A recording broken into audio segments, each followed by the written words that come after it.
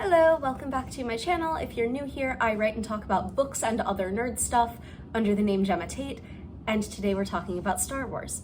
We are specifically talking about my favorite love story in all of Star Wars, which is not, contrary to popular belief, Anakin and Padme. It's different. It's also tragic. It's also about a Jedi and somebody that he couldn't be with. It's Obi-Wan and Kenobi and Satine Kryze. Now listen, Obi-Wan and Satine are very much framed as parallels to Anakin and Padme, but instead of doing what Anakin and Padme did, they took the high road and they followed the rules. And even 15 or 20 years later, they are still very much in love. And their relationship adds so much more depth to how Obi-Wan treats Padme, and how, as Anakin's master, he handles the whole Anakin and Padme are in love situation. And we never see Obi-Wan outright challenge Anakin over that whole situation, which, like, by the way, he should have every right to do as both Anakin's master and his best friend slash brother. The addition of Satine makes it so that that choice is not just about empathy, as in Obi-Wan being able to imagine what it's like to be in Anakin's shoes. It's sympathy, because he has been. He knows that it's a choice. And because he himself chose the Jedi way, he knows that nobody can intervene and make that choice for Anakin. And we're given something here that hints at more loneliness than we ever could have imagined as an audience just from the movies. And this is one of the things that I really love about the Clone Wars, is the degree to which the show really fleshes out what's happening in between the characters being young and stupid and reckless in Attack of the Clones, and really being adults and having so much more depth added to their storylines by the time we get to Revenge of the Sith. And we have to remember, Obi-Wan was alone for years before A New Hope. And it becomes so clear that he was able to make a choice that Anakin couldn't. And he can forgive Anakin for that. And we see that in how he talks to Anakin through Revenge of the Sith, and how he talks to Padme once he realizes what has become of Anakin. But then Anakin goes and betrays him, and the Republic, and democracy. And it's really, really key that Obi-Wan is there for Padme anyway, because she's his friend too. And it's not just that their relationship, Obi-Wan and Satine, parallels Anakin and Padme, but where Anakin and Padme are breaking rules in order to be together, Obi-Wan ultimately chooses the Order over his own personal desire, and Satine respects that choice. He says that he would have left the Order if only she asked. It's made very, very clear that her respect for institutional law runs deep enough that she was never going to ask. And furthermore, that part of the reason why she loves him are the aspects of his personality that are so deeply affiliated with the Jedi Order, not to mention his sense of duty. If she asked him to do that, it would rip him away from the very principles that she fell in love with him for. And it's a really interesting comparison to draw to Padme, considering that Satine and Padme actually have a lot in common. And as we can see during the, what I call the tea smuggling arc of the Clone Wars, not to mention Obi-Wan's fake funeral, also in the Clone Wars, Satine and Padme are actually pretty good friends, and they and the relationship between the two of them is actually, like, super interesting because they juxtapose each other so well. Padme is from a planet that ostensibly loves and knows peace, you know, despite that little thing where said planet also raised Palpatine. But she becomes a founder of the rebellion, and she's very, very capable with a blaster. You could argue that she's very much a wartime senator and a wartime queen. Satine, on the other hand, is a Mandalorian duchess from a family affiliated with Death Watch. But time after time again, she chooses peace. And she's well on the way to achieving it until Maul gets involved. Also, like, for what it's worth, it's easy to understand why Satine would not want to ask Obi-Wan to leave the Jedi Order to be with her, considering that her primary goal at this point is to unite Mandalore, and Mandalore's got some feelings about Jedi, which, you know, Obi-Wan happens to be. It is easy to see that also being part of a political choice for her to not want that relationship publicized. In any case, there's also a lot to be said about the parallels between Anakin and Obi-Wan, and how Obi-Wan is an excellent Jedi, the negotiator for a reason, who would have really thrived in a more peaceful era.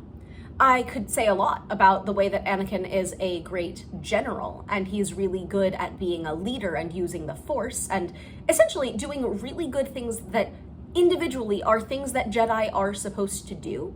However, he's not actually all that great at being a Jedi because he never really mastered the underlying principles underneath all of it. Obi-Wan, in a more peaceful time, would have been just fine, as the High Republic books show us. At one point, Obi-Wan could have totally just been a Jedi with a wife, and it would have been fine, especially if he just joined the service corps. And this is the thing.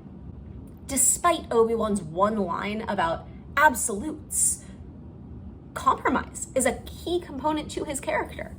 And here we have his love interest, who is a woman from a people of aggression and warmongering who sees a brighter future that she is determined to make happen. It would have arguably been more of a taboo for Satine to be with him than the other way around, particularly in a more peaceful time, given that her whole purpose is trying to unite Mandalore, and the Mandalorians don't exactly love Jedi. And of course it's a tragedy. And of course the most difficult part of it all is the what could have been, and the fact that, yeah, in a different time, maybe it could have all worked out. But it wasn't a different time, and so it didn't. And it had to go that way, especially because so much of what's happening in the Clone Wars as a whole, and really particularly the Siege of Mandalore arc, it's plot maneuvering. It's plot maneuvering to give Obi-Wan an additional reason to be opposed to Maul. And not that, he needed any after Qui-Gon, but we have to provide that context to understand what exactly is running through Obi-Wan's mind at the end of Rebels when Maul and Obi-Wan meet again. And also, again, not that Obi-Wan needed reasons to be opposed to Maul after what happened to Qui-Gon, but we also have to make sure at this point in the plot that Obi-Wan and Ahsoka are separated from each other and from Anakin by the time Order 66 finally happens. But they didn't need to add Satine, and I'm so glad that they did, because I really love the depth that Satine adds to Obi-Wan's final choices, especially because by the end of Revenge of the Sith, Obi-Wan really ends up just the last Jedi standing. And he's choosing to stay and to defend the principles of a republic that no longer exists.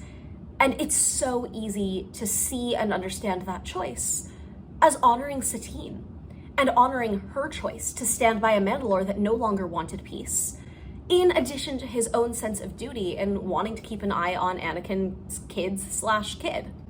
Also, let's be real.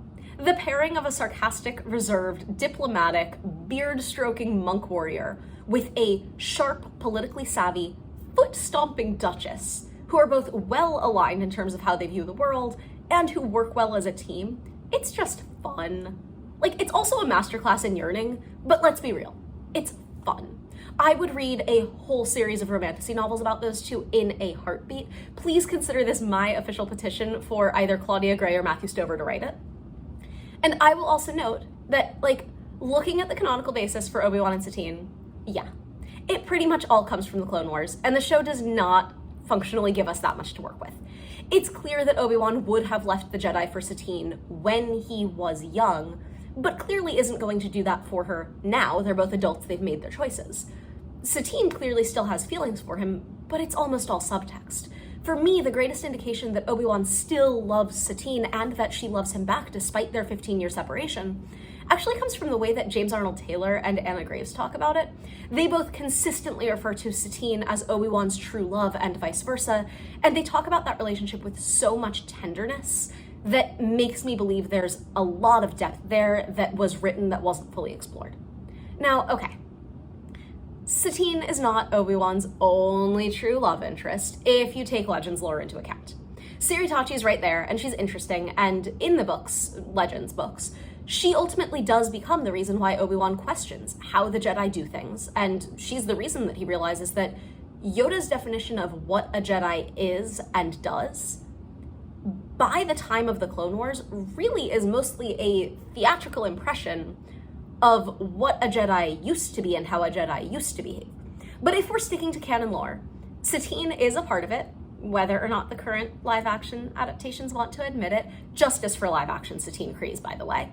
But, she and the implications of the relationship between her and Obi-Wan deserve so much more expansion, especially because, like, she's also super interesting as a parallel or a foil to Bo-Katan, which that's a whole other video. I could talk an awful lot about that. But, like, I've long said that my biggest issue with season 3 of The Mandalorian was that there was all of this conversation about different ways to be a Mandalorian and how the fall of Mandalore happened. And I'm sorry, Bo-Katan runs directly into a duchess who wears a lot of blue and lives on a peaceful planet, and somehow none of this seems to trigger anything for her about her literal sister. And, like, it's double weird because Bo-Katan is played by Katie Sackhoff. It's the same actress as her voice in the Clone Wars, who, like, could totally portray that emotional depth. She's totally capable of it as an actor. I just think it's weird. Anyway, that's a whole other video. I'm getting off on a tangent. What do you think about Satine and or Obi-Wan? Please let me know in the comments, and I will catch y'all in the next one. Bye.